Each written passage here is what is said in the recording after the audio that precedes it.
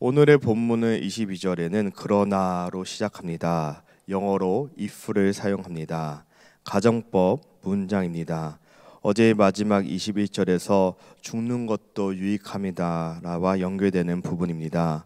바울은 죽는 것도 유익하지만 그러나 만약 육신으로 사는 이것이 내일의 열매인지대라는 말합니다. 바울은 자신의 육신으로 살게 될 거면 이것이 열매다라는 것입니다. 즉 그 열매 맺는 일이라 함은 복음을 전파하는 일이라는 것을 말하고 있습니다.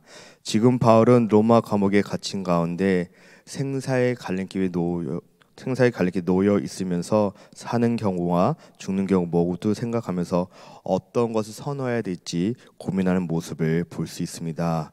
왜냐하면 바울에게 있어서 그리스도와 함께 있는 것이 훨씬 더 좋은 일이라 그렇게 하고 싶은 나와 육신에 있는 것인 너희를 위하여 더 유익하라라고 말씀으로써 사는 것이든 죽는 것이든 모두 바울 자신에게 유익하기 때문입니다.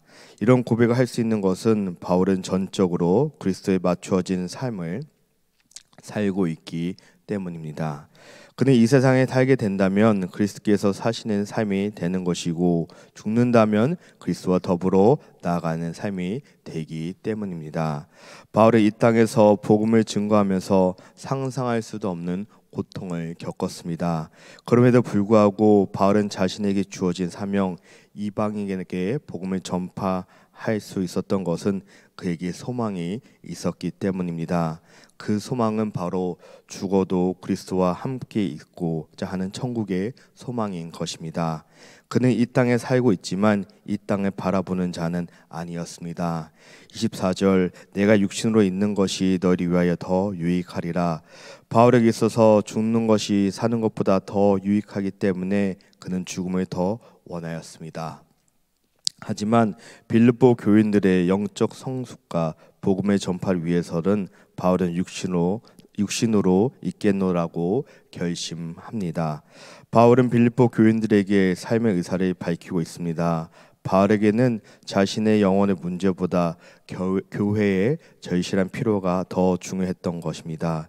이 구절을 통하여서 양들을 생각하는 바울의 목자의 모습을 볼 수 있습니다. 자신의 유익보다 공동체 유익을 우선으로 생각하는 그의 모습입니다. 그렇게 바울은 이 땅에서 계속 살면서 25절에 너희의 믿음의 진보와 기쁨을 위하여 너희 무리와 함께 거할 것임을 밝히고 있습니다. 아직 감옥에 갇혀 있지만 곧 풀려나서 빌립보 교회를 방문하게 될 것이라고 말합니다. 어떻게 이런 고백을 할 수 있었을까요? 그는 자신의 유익이 아니라 하나님의 복음 전파를 위해서 사는 것이기에 주님께서 해결해 주신다는 믿음의 확신이 있었던 것 같습니다.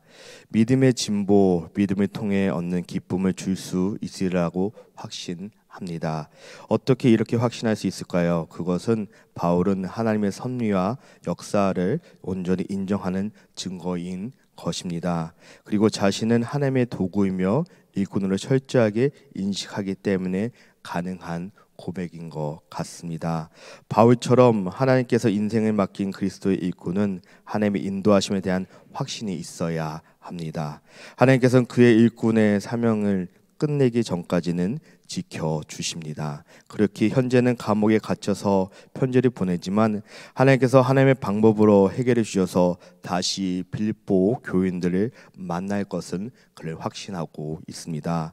하나님께서는 우리에게 오늘 하루의 삶을 주신 것은 오늘 하루 살아가는 동안에 우리에게 감당해야 될 사명이 있기 때문입니다.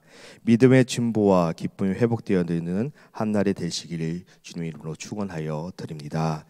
26절입니다. 내가 다시 너희와 같이 있으므로 그리스도 예수 안에서 너희 자랑이 나로 말미암아 풍성하게 하려 함이라. 바울은 언젠가 감옥에서 풀려나 다시 빌립보 교인들을 방문할 것을 소망하며 말하는 것 같습니다. 다시라는 것을 통해서 바울은 이전에 빌립보 성도들과 함께 있었다는 것을 알 수 있습니다. 바울은 빌립보 교인들과 함께 있기를 원한 또 다른 목적은 볼 수 있습니다. 바울은 앞절에서 빌립보 교인들과 함께 있으려는 목적은 믿음의 진보와 기쁨 위하여라고 말하였습니다. 그리고 이 구절에서 바울이 빌립보 교인들과 함께 머무려는 궁극적인 목적은 그들에 대한 자랑이 풍성해지도록 위함이라는 것을 말하고 있습니다. 여기서 말하는 자랑은 세상적인 자랑은 아닌 것 같습니다. 그것은 바로 그리스도 예수 안에서 이루어지는 자랑인 것 같습니다. 바울이 빌립보 교인들이 자랑거리로 삼는 것은 세상적인 가치 기준에 따르는 것이 아닌 게 분명합니다. 그 자랑은 그리스도 예수 안에서 이루어지는 것입니다. 그것은 빌립보 교인들이 복음을 알고 복음의 전파에 동참하여 믿음이 성숙해지고 기쁨으로 충만해질 것을 바라보고 있는 것 같습니다. 결국은 무엇일까요? 빌립보 교인들이 믿음으로 영접했던 그리스도 곧 그리스도의 십자가를 자랑하는 것이며, 그리고 말씀 속에서 역사하시는 그리스도의 진리가 드러나도록 하는 것을 말하고 있습니다. 갈라디아서 6장 14절의 말씀에 내게는 우리 주 예수 그리스도의 십자가 외에는 결코 자랑한 것이 없으니 그리스도로 말미암아 세상에서 나를 대하여 십자가에 못 박히고 내가 또한 세상에 대하여 그러하니라. 바울의 고백입니다. 그리스도의 능력이 바울이 자신 안에 머무르며 드러나도록 하기 위해 스스로 약함을 자랑한다고 고백하고 있습니다. 이것이 곧 바울이 빌립보 교인들이 자랑하라는 것입니다. 우리들의 자랑은 세상에서 어떠한 지위나 소유가 아닙니다. 그것은 구원을 주시기 위해서 자신 십자가에 못 박도록 내어주신 그리스도의 사랑입니다. 십자가의 능력입니다. 바울은 고백처럼 그리스도 예수 안에서 자신의 생각과 욕심을 십자가에 못 박을 때 가능한 일인 것 같습니다. 이처럼 우리도 그리스도 안에서 자랑할 것이 많아지는 삶이 되었으면 좋겠습니다. 27절입니다. 오직 너희는 그리스도의 복음에 합당하게 생활하라.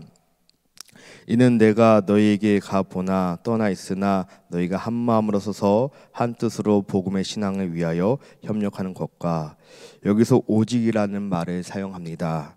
그 뜻은 단 한 가지라는 것을 의미합니다. 그 한 가지는 하나님의 백성으로서 그리스도의 제자로서 지켜야 할 중요한 것을 강조하고 있습니다. 그것은 바로 바울이 말하는 그리스도의 복음에 합당하게 생활하라라고 명령하고 있습니다. 합당하게 생활하라에서 생활하라의 원어를 보면 시민으로 행동하라는 뜻을 가지고 있습니다. 즉 너희는 시민으로 행동하라는 의미입니다. 무엇을 말하고 있는 것일까요? 빌립보의 시대적 배경을 알면 조금 이해가 됩니다. 그 당시 빌립보는 로마 식민지로서 그곳에 사는 사람들이 모두 로마가 요구하는 관습과 법에 따라 생활해야 했었습니다. 따라서 바울이 말하고 있는 그리스도의 복음에 합당하게 생활하라는 그것은 그리스도 복음에 알맞은 합당한 삶의 방식으로 살라는 것을 강조하고 있습니다. 그것은 마치 빌립보 사람들이 로마의 법과 관습을 따르는 것을 말하는 것과 같습니다. 즉 그리스도의 복음에 받아들여 그들이 하나님 나라의 시민답게 생활해야 할 것을 바울은 말하고 있습니다. 이어서 바울이 복음에 합당한 삶을 두 가지로 말하고 있습니다. 구체적인 방법으로는 27절 하반절과 28절에 두 가지 사항을 요청하고 있습니다. 첫 번째는 한 마음으로 서서 한 뜻으로 복음을 위해 협력하라는 것입니다. 서서라는 의미는 자리를 지킨다라는 의미를 가지고 있습니다. 이 말은 마치 병사가 자기 위치에 서서 한 발짝도 물러나지 않도록 결심하는 것과 같은 의미를 가지고 있습니다. 바울은 빌립보 교인들에게 기대하는 것은 일치된 마음으로 복음의 믿음을 위해서 함께 고생하며 싸우는 것입니다. 그들은 한 마음을 가지고 굳게 서 있기를 원하는 마음을 바울은 말하고 있습니다. 바울은 그들에게 매우 중요한 권면을 합니다. 그것은 바로 그리스도의 복음에 합당한 생활을 하라는 것입니다. 그들은 비록 이 땅에 살고 있지만 천국의 소망을 둔 사람입니다. 천국의 시민권을 둔 사람입니다. 하나님 나라의 기준에 따라서 이 땅에서 삶을 살아가야 할 것을 말하고 있습니다. 그렇기에 하나님의 뜻에 순종하며 살아가야 합니다. 믿음을 지키고 복음을 전파하기 위해 함께 고생하며 함께의 뜻을 위해서 굳게 뿌리 내려 서 있어야 한다는 것을 바울은 말합니다. 그것은 곧 부르심에 합당할 삶을 살아가는 것입니다. 바울은 두 번째 요청은 복음에 대적하는 자들을 두려워하지 말라는 것입니다. 대적하고 도전에 넘어가지 않도록 마음을 견고히 하라는 것입니다. 즉 복음에 대해서 빌립보 성도들이 자신들의 믿음 그리고 그리스도가 인도자이심을 기억하라고 말합니다. 그렇게 혹여나 복음을 전파하는데 대적하는 자들이 있다면 두려워하지 말고 이겨 나가라는 것입니다. 왜냐하면 복음을 전하는데 대적하는 자들에게는 멸망만이 기다리고 있기 때문입니다. 그리고 빌립보 교인들에게는 구원의 증거가 있다는 것입니다.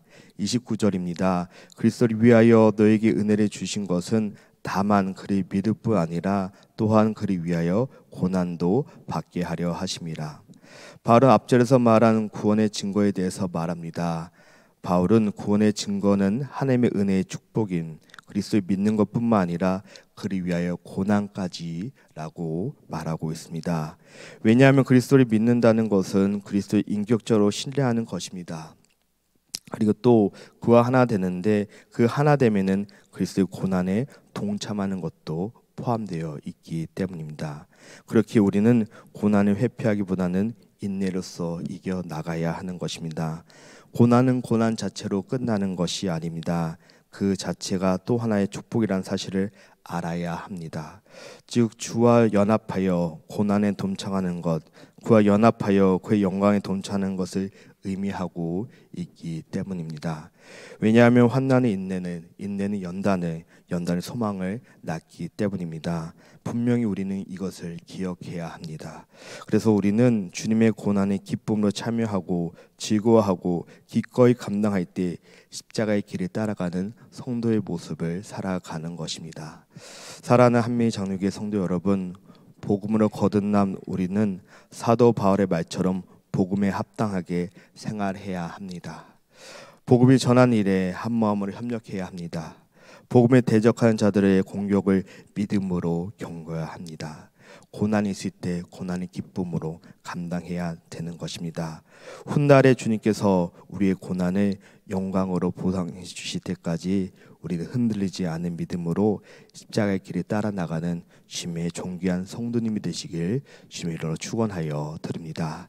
이 말씀을 붙잡고 함께 기도하며 나아가길 원합니다.